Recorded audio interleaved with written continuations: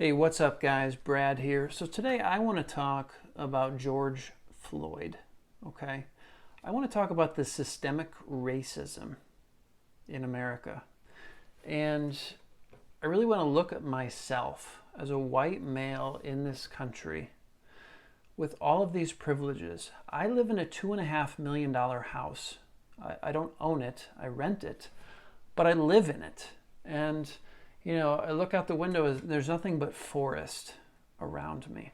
Okay. I shop at Whole Foods. I've got it pretty good. I've got it really good. And part of that is the privilege of being a white male in this country. And, for a long time, I've been aware of racism in this country. And because of my privilege, it's easy to ignore it or push it away or just assume that, oh, that's not me. Like, I don't have any role in that racism, okay? But there are ways that I'm complicit with racism. I don't have any friends that are black. I don't, even people of color. I have no friends. I don't have any friends who would consider themselves people of color. Okay. It's unsettling to realize that. And I feel so inept speaking about this issue of racial injustice in our country. It's really something that I've ignored I turn 39 this year, okay? And it's something I've ignored for just about 39 years. And, it doesn't feel, I can't ignore it anymore. Watching a black man get choked out, killed by a police officer in Minneapolis, and all of these stories coming out from people of color about the injustices that they've faced throughout their lives. It needs to change.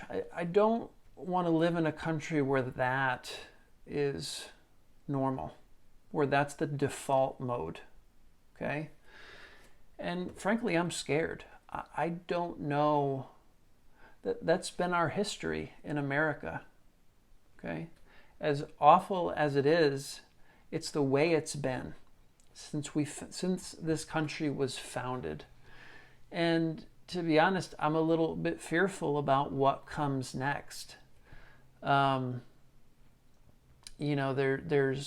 something about, it feels like a really privileged lifestyle that I've had, and maybe that's about to change.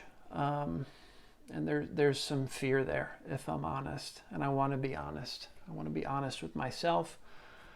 I want to be honest with you guys. But it needs to change. It's so upsetting that because of the color of someone's skin, they can be treated differently. And it's normal for them to be treated differently. It doesn't sit right. It does not sit right with me. And I need to speak out about it. This is really the first time that I'm allowing myself to speak out about it. Part of that resistance to speaking out is, it feels like there's just so much I don't know. It feels clumsy to speak about it, right? But that's okay. I'm willing to be clumsy speaking about it. I'm willing, for something I say to upset you and for you to leave a comment that takes issue with something that I've said. Because that's how I learn. That's how I grow. That's how, I'm able to shine the light kind of inward and look at myself and see the ways that I need to change in order for this country to change. And it's time for that to happen. It's time for me to step into that discomfort, to step into that fear, because change is more important than me being comfortable, than me, sitting in this fancy house and just ignoring what's going on. It's I'm not willing to do that anymore. And it feels empowering to say that. And it feels empowering to be able to use my voice to communicate with other white people, people who have the same color skin that I have, to try to shine that light on them as well as I shine it on myself. And so together we can come as a group and create something different, create something that's more fair, more just, more like the kind of country that I want to live in. The land of the free. I've been watching a lot of videos about riots and police, actions against these protesters, these, and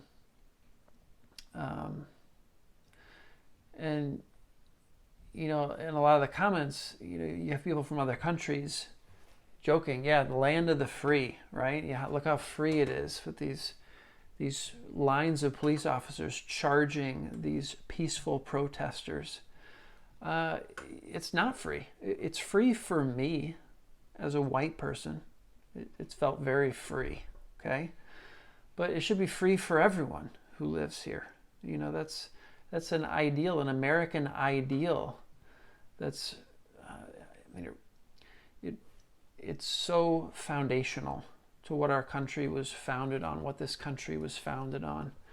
And it's not the reality. It is not reality that people who are American citizens, people who live here, we're not all free in the same way. I've never once been fearful being around a police officer. Okay, it's just they're just another person. They're just it's like walking past a nurse or walking past a carpenter, mechanic. It's just they're all the same. I don't look at police officers as different, but that's a very different situation than what a lot of people experience in this country, in the world. And I really want to see that. I want to put myself in other people's shoes and feel what they're feeling and experience what they're experiencing through their stories. I want to be a better listener. Okay, it's been my history to, when a person of color is speaking up about these injustices, to feel defensive about it as a white person. Like, oh, it's not me. Like, don't point the finger at me just because I'm white. Well, it's time for me to let that guard down, okay? Because people need to be heard. People are yearning to be heard, and that's really what enables change to happen, is by connecting with people who don't have the same privileges that I do, and kind of shine the light on the ways that I am complicit in the system of racial inequality. I want to know where that's true for me, and I want to know what I can do to help create change. So I just wanted to share that with you guys. I've been feeling a lot the last week, and it needs to be processed. I need to speak what's coming up for me, and I encourage you to do the same. I'm curious to hear from you in the comments, and I want to listen, and I want to speak, and I want to do it with an open heart. Okay. I think that's so important. It was so inspiring to see. There was a sheriff in Michigan. You know, he had all his riot gear on because there were these protesters, and he was worried things were going to get out of hand. But he took off his riot gear. You guys should check out this video if you haven't seen it yet. He took off his riot gear. He marched with the protesters. You know, he was hugging people. He was giving them high fives. And it was just this incredible moment of realization for him that was like, you know, these people just want to be heard. They want to be empathized with rather than, you know, oppressed, like what's been happening for hundreds of years in this country. And so he had the wisdom to just take off his gear. You know, it might not have been the most prudent thing for him from a personal safety perspective, but, you know, the result of it was, you know, there was a diffusion of all that tension, and he was able to join, you know, the crowd and, you know, honor this man, George Floyd. And just a beautiful thing. So anyway, guys, you know, let me know how this last week is impacting you. I want to hear from you in the comments. I hope we can engage in a respectful way in the comments about this. So that's all I got, guys, with a heavy heart. Stay safe out there, and I will see you in the next video.